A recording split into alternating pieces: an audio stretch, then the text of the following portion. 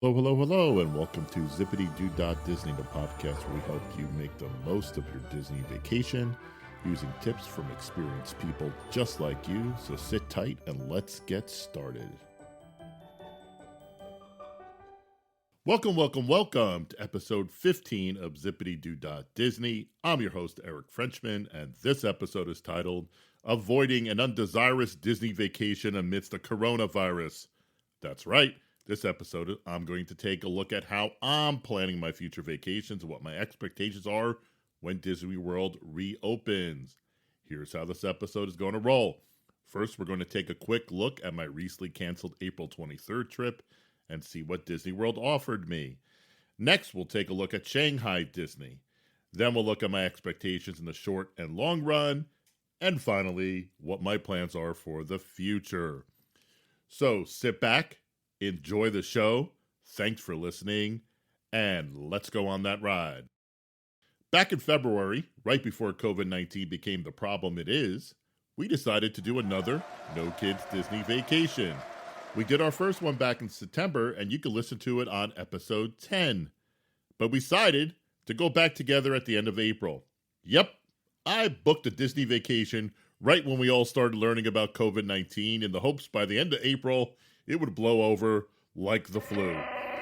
We did talk about the possibilities of not wanting to go because of that, but that's what everyone thought. It was something that only affected people with existing health issues. That's right, this 53-year-old man with high blood pressure thought he'd be invincible to COVID-19, and going to Disney World would not be an issue. Well, things have certainly changed.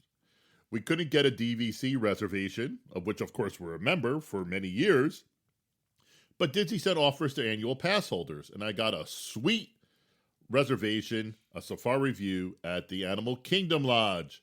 I then booked us at fabulous restaurants, some of our favorites, including the Flying Fish and Morimoto's, and grabbed all the fast passes we wanted, including Flights of Passage and the Millennium Falcon. Actually, the only one I didn't grab was Mickey and Minnie's Runaway Train, and I kept trying to get it up to the last minute. But guess what? I never got one, even with people canceling their trips. That should tell you guys how hard it will be to get on that ride when Disney World reopens. I even planned our Rise of the Resistance morning with the hopes of getting on Mickey and Minnie's that morning by waiting in the standby line. I also spent a ton of time trying to figure out special events, literally going through every possible tour and event that Disney World has. I narrowed it down to 3, booked them. First up was the Fairy Tale Fireworks, which is a cruise in the Seven Seas Lagoon to watch the Magic Kingdom fireworks. Next, I grabbed the Starlight Safari, which is a nighttime safari ride through the Animal Kingdom, complete with infrared goggles. How cool is that? I grabbed a later tour and paired it with an early dinner at G-Coast at the Animal Kingdom. Our final extra experience was Caring for Giants, which got us within 50 feet of the elephants. By the way, going back to that Starlight Safari, think of how brilliant that is. Dinner at a fabulous restaurant, Chico's, and then over to the Starlight Safari ride through the Animal Kingdom, and then back to bed at the Animal Kingdom Lodge.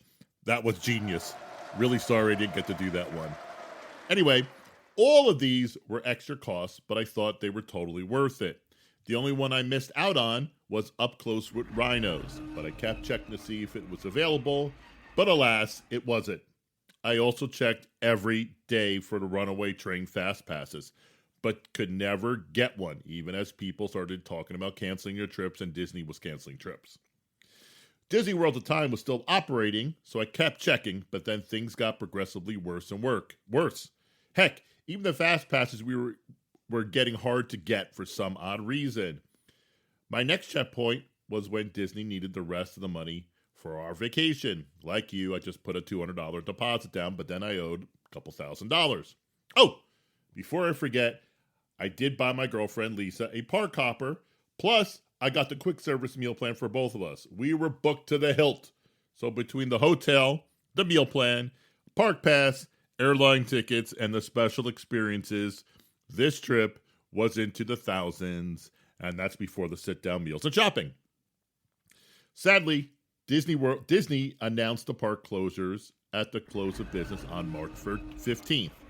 And as of this recording, they are still closed. And even double sadder, if you could be double sadder, this past week I was supposed to be on my second no kids Disney vacation. But when my turn came about 30 days before vacation, Disney canceled everything. They actually did an efficient job. It didn't even require a phone call. I got an email and all the credits started appearing on my credit cards. Gone were the fast passes and the restaurant reservations. They did send me a nice bounce back coupon on free meal plans for the summer, but I'm not biting, considering we were going back in December and going to Disney World in the summer. Well, you might as well just spend a week in hell because it's that hot. The other good news was that we'd be able to use Lisa's park passes at a later date, and Disney is extending my annual pass for the time Disney is closed. Since I usually end up renewing for our December trip, that saves me a bunch of dollars. And all that great research I did on special experiences will come in handy in December. But what will the parks look like when they reopen? Well, let's take a look at the first Disney park to reopen, which is Disneyland Shanghai. Shanghai is slated to be open, well, depending on when you're listening to this, next week, May 11th. Actually, that's tomorrow as of this recording. And a little known fact is, it's Disney's largest park. So this gives us some insight into what Disney can do for the Floridian parks. Disney is opening Shanghai with enhanced safety features. So let's take a look at them as they're currently set up. Guests will either need to buy a park pass for a specific date, or in the case of annual pass holders, they will be required to make a reservation for their date. Crowds will be controlled at restaurants and rides. I guess that means less people. Social distancing on ride queues. No more jamming it in and filling in all the available space. Rides will be loaded with social distancing in mind. And enhanced cleaning and sanitation. That should mean a lot of hand sanitizers. Cast members will be trained in contactless interaction. Weren't they contactless pretty much before? Anyway, plus cast members will receive protective gear.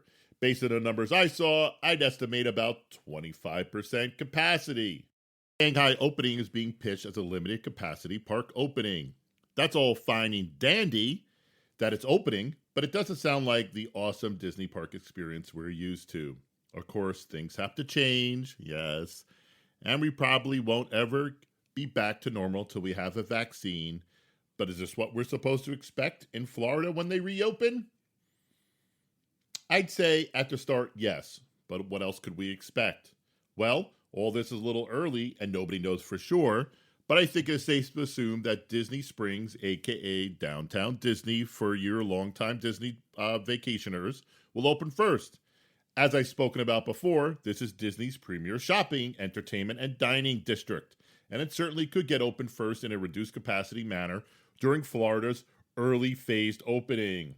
So if you're into Disney Springs like I am, I think you will be enjoying Disney Springs very shortly, even if it's a reduced capacity. And that should still be a lot of fun because Springs is awesome, and even with some restrictions in place, it will almost certainly be as awesome as it normally would be. You might also even get some hotels opening too, with restrictions.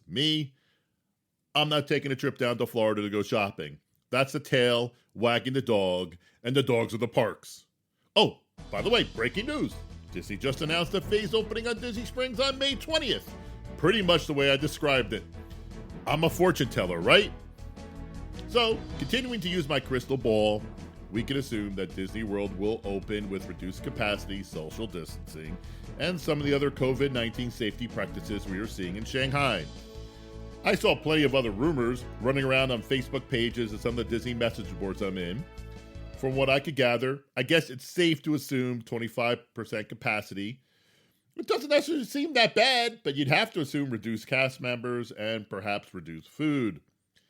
I'd also worry about the parades not running and other Disney magical touches getting shelved for now. Fireworks? Who knows? Some of those special guest experiences I booked?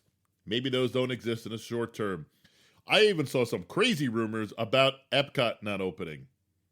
What about those beautiful Skyliners we talked about in the last episode? How would they work? Would the character greeting still exist? Who knows? But I saw rumors that no, they would not. Looking at Shanghai, you'd have to assume wiping out of rides in between, so even with reduced capacity, that would slow the rides down. And finally, is Disney going to drop the prices to incentivize people to go? Who knows? I bet against that. So you're looking at reduced capacity, reduced magical moments, slower ride loads, maybe less experiences like the fireworks and other ones, and all for the same price? Sounds like a great deal, huh? Personally, I think unless you are a Floridian resident and have an annual pass, or you have an annual pass and it's going to Disney is not too much of a schlep, it's not worth it. I think you should wait. I'm waiting. I'm not rushing down there. Let other people be the guinea pigs. I'm not trying to say it's going to be bad. It's Disney. It can't be bad. Even with these changes. Disney's like pizza. When it's good, it's great. And when it's bad, it's still pretty good. However, Disney is never a cheap vacation. I don't care what you do. It's expensive. But I think it's worth it because of all those extra touches. I think the food is great. The hotels are great. The restaurants are great.